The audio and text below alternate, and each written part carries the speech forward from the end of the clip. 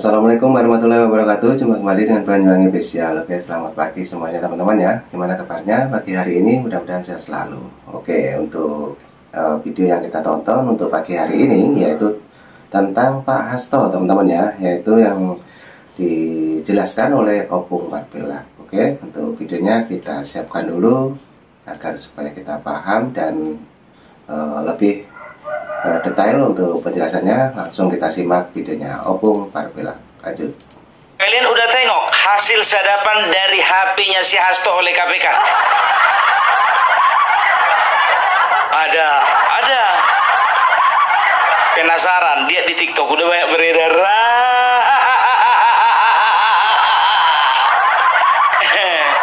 Pak, ini amanat. Oh ya? Jadi Bapak disuruh mengamankan diri dulu saja. Di mana? HP Bapak direndam aja dulu. Iya, di mana? Ya terserah Bapak. Oh, di sana aja lah. Di mana itu, Pak? Itu tuh apa sih namanya itu? Oh, itu yang di kali. Iya. Habis itu saya kemana? Bapak ke DPP aja. Oh, harus ke situ. Iya Pak, soalnya di Sultan Syahrir nggak ada orang.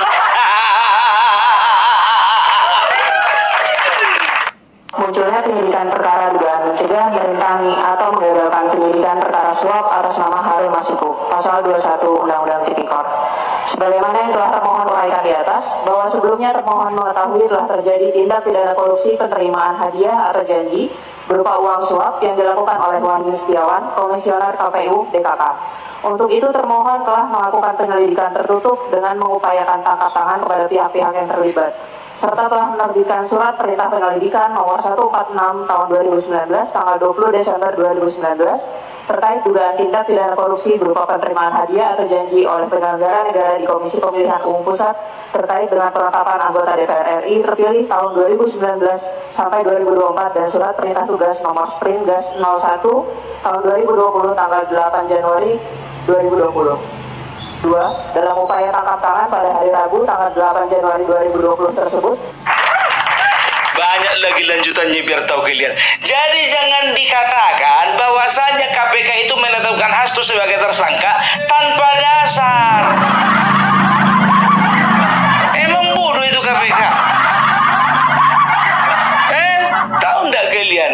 Dibukalah di persidangan. Ternyata selain HP-nya si Hasto yang disadap ya, dan juga percakapan mereka disadap, sebelumnya mereka sudah menyadap 12 nomor telepon.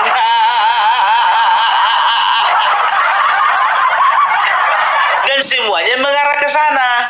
Oleh karena itu makanya KPK segera menetapkan Hasto sebagai tersangka. Karena apa? Karena sudah ada bukti baru. Jangan dibodoh-bodohi rakyat ini.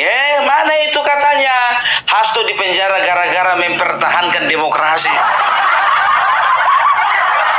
Oh, enggak apa-apa saya dipenjara. Bung Karno saja dipenjara kok. Bung Karno dipenjara oleh karena apa? Karena beliau itu mempertahankan dan memperjuangkan rakyat Indonesia. Kau memperjuangkan Harun Masiku.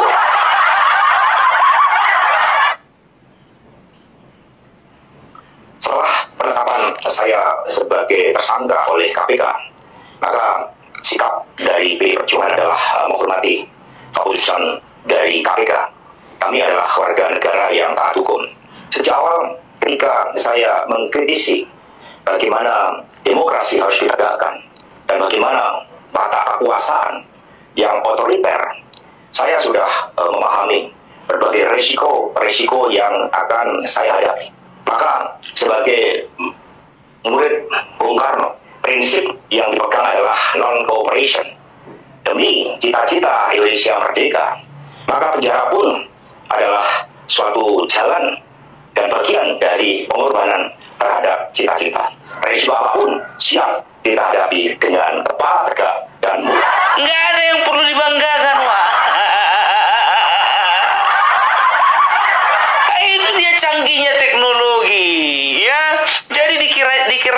ini bisa dengan framing yang mereka ciptakan, ya. Oh, ternyata KPK itu melakukan politisasi hukum.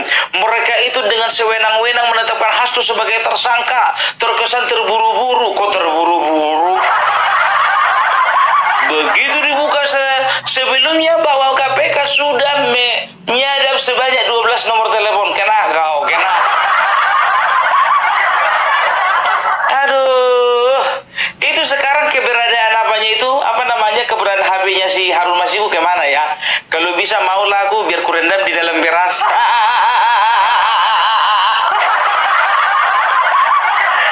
Orang zaman dulu kan gitu, kalau HP masuk ke dalam beras dimasukkan ke beras. Habis itu di hair dryer. Aku kira lah udah habis ini permasalahan, jatuhnya berlanjut terus. Itu dia. Jadi jangan pernah kalian itu memframing bahwasanya Hasto itu sedang dikriminalisasi. Tidak sama sekali. Ya, udah aku bilang KPK pasti akan mempersiapkan bukti-bukti yang kuat dan saksi-saksi yang kuat. Kan begitu. Tengok itu, siapa namanya itu mantan Bawaslu itu, sampai nangis dia, meriang dia. Dicekal dia gara-gara gak bisa berubah ke Cina. Itu makanya, ya kurasa udah menyesal dia itu. Ya, udah sempat dia itu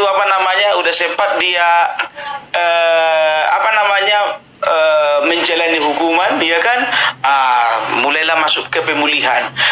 Setelah pemulihan mau berobat dia nggak bisa.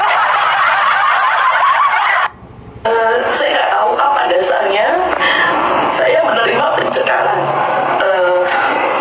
untuk berangkat ke luar negeri selama 6 bulan.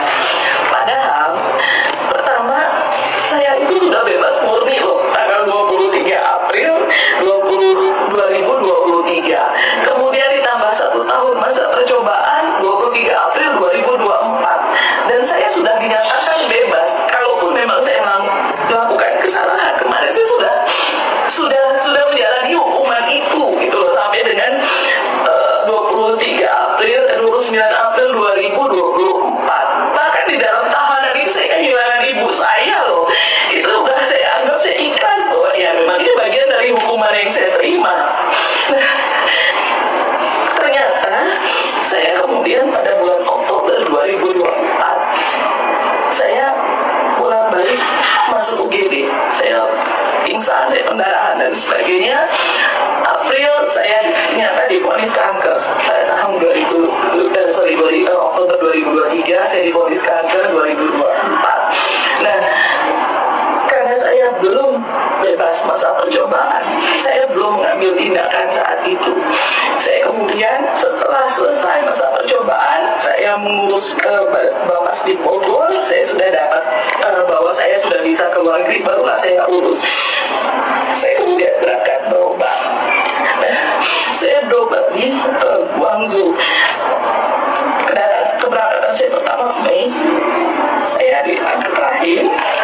Nah, setelah itu saya berangkat kembali namun karena ketiadaan dana yang harusnya saya berangkat Agustus, saya baru bisa berangkat kemudian kalau nggak salah Oktober.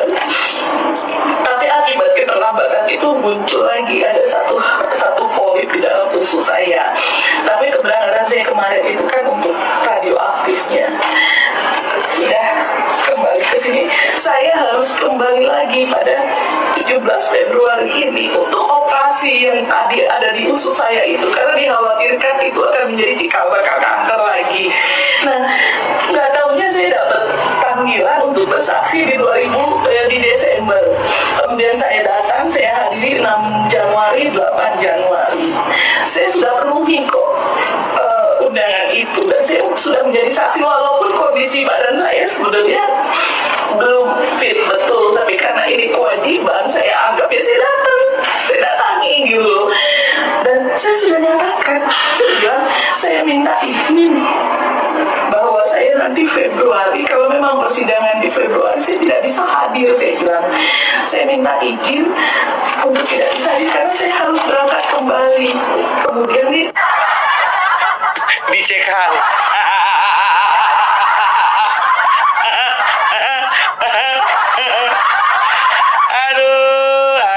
Boru Sitorus pula itu. Tapi nggak usah bawa-bawa marga ya, di mana-mana marga Sitorus, Boru Sitorus baik-baik. Semua marga baik, semua suku baik. Kalaupun ada yang melenceng itu oknum. Jadi sekarang tahu enggak kalian ya, PDIP mengambil sikap diam karena apa? Kejepit kiri, kejepit kanan. Terhapit dari atas, terhapit dari bawah. Maju kena, mundur kena. Di tengah gencar-gencarnya kasus Harun Masiku ini harus diselesaikan, mereka sekarang sedang menghadapi problematika pagar laut. Iya, sedang menghadapi problematika pagar laut. Karena apa? Ternyata mereka kencang suaranya untuk pagar laut di Tangerang. Ternyata kalau untuk pagar laut ini Bekasi ternyata nggak bersuara punya kawannya.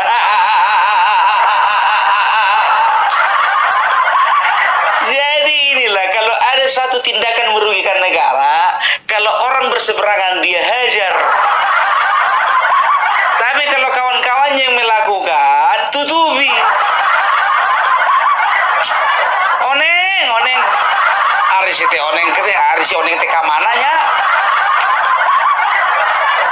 Meni kencang suaranya kencang pisan. Ini namanya bukan pagar makan tanaman, ini namanya pagar makan laut. Di Sitorus. Basar Mulyono. Apa sih kalian hubung-hubungkan pagar laut di Bekasi dengan PDIP? Kalaupun itu milik kader PDIP, apa harus selalu disangkut pautkan dengan PDIP? Masalahnya sekarang begini bro, kenapa kau keberatan? Kenapa semua juga permasalahan di bangsa ini selalu kau kaitkan dengan Bapak Mulyono?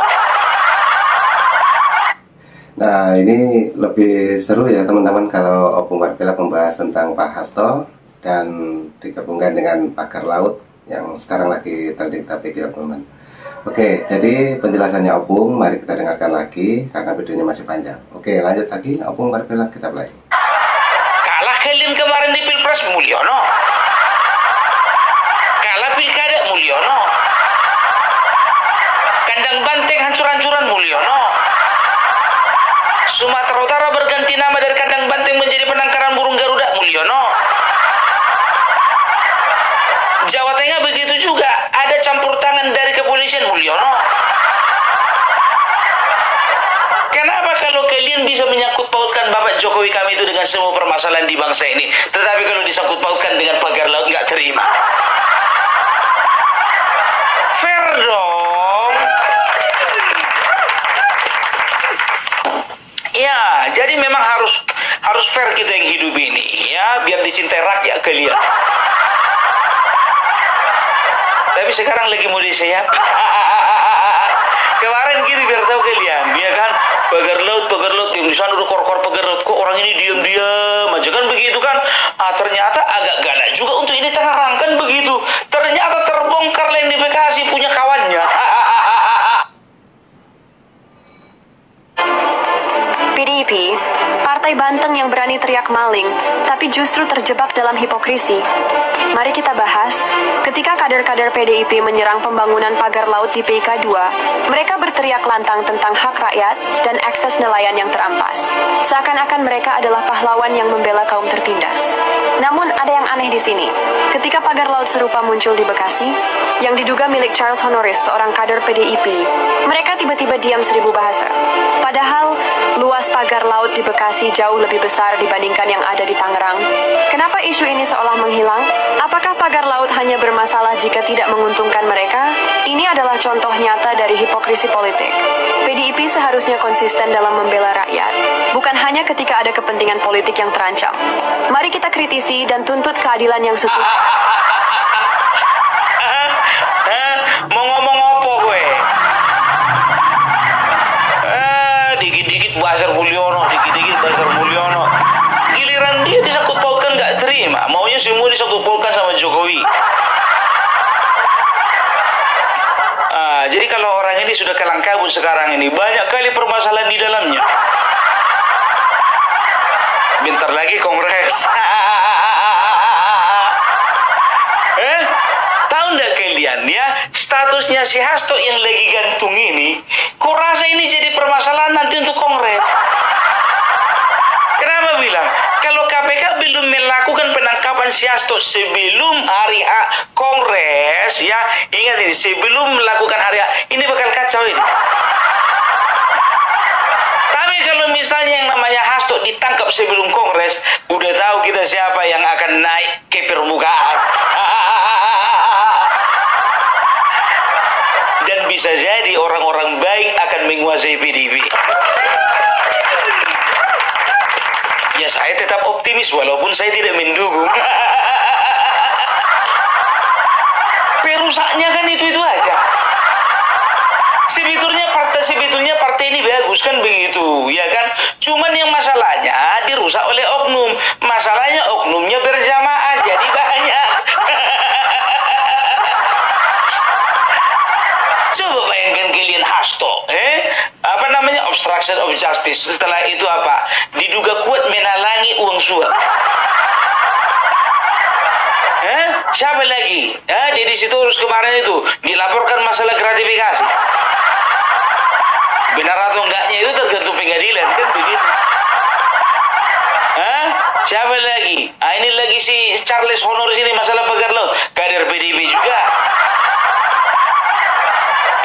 Belum lagi masalah internal. Tapi ngomong-ngomong kok jadi kita yang pusing mikirkan orang itu ya. Laut adalah milik rakyat. Laut adalah milik nelayan. Nelayan mau kemana lagi kalau tidak bisa mencari makan ke laut? Negara bagaimana peranannya terhadap masalah pagar laut ini? Woi, negara kemana kalian?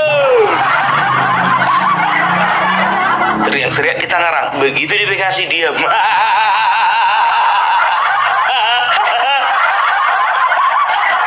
Ada aja orang ini. Aduh. Ya, jadi itu dia. Kalau untuk masalah Harun Masiku, ya jujur aja aku bilang, sekarang ini aku nggak bisa kalau pastikan dia hidup atau enggak. Karena apa? Kalau kita bilang contohnya hidup, ya kan, di mana letaknya? Yang lucunya begini, Paulus Thanos yang ada di Singapura, ya sudah 5 tahun juga dia itu hilang, tapi bisa dapat. Kalau dikatakan, ya kalau jujur aja gue bilang, kalau bicara tentang logistiknya Paulus Thanos ini lebih banyak daripada Harun Masiku. Dia pengusaha, ya kan? Otomatis kemana dia mau, kemana dia suka bisa, di mana dia bersembunyi bisa, kan begitu? Bisa dapat. Harun Masiku yang gembel nggak bisa dapat. Kok gembel kau bilang ya mana ada rupanya kerja ya, pengusaha juga bukan. Ya, seperti salah seorang mantan penyidik KPK mengatakan bahwasanya kalaupun Harun Masiku masih hidup dan juga dia bersembunyi dimanapun juga, itu membiayai. Berarti kan gembel. Gitu loh, seorang gembel nggak bisa dapat, iya kan? Pengusaha di sebelah sana bisa dapat. Tapi di sebelah sini mengatakan, sekarang saya tanya sama KPK memang belum bisa tangkap atau memang belum mau nangkap? Kalau gue bilang sih suka-suka mereka lah. Buktinya ya, sebelum diangkat si Harun Masiku itu Paulus Thanos dapat. Miriam orang ini, Miriam. Karena apa? PDIP akan kembali dipusingkan untuk masalah EKTP.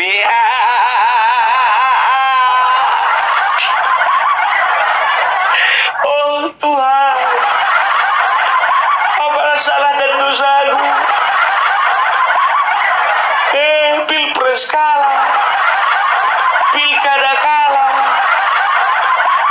sekjen kami pun kena tahan bentar lagi, kasus EKTP lagi.